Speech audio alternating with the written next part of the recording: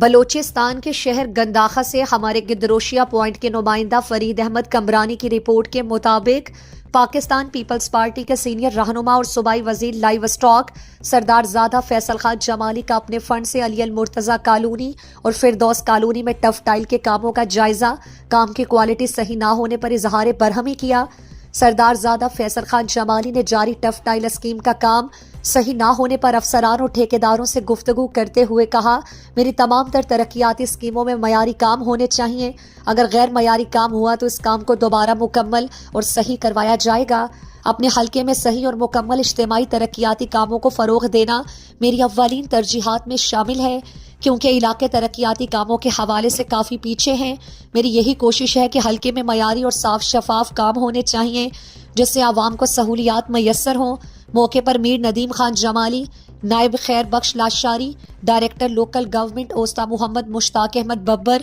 نذیر احمد تنیہ بی، صوبائی وزیر سردار زادہ فیصل خان جمالی کے ہمراہ تھے۔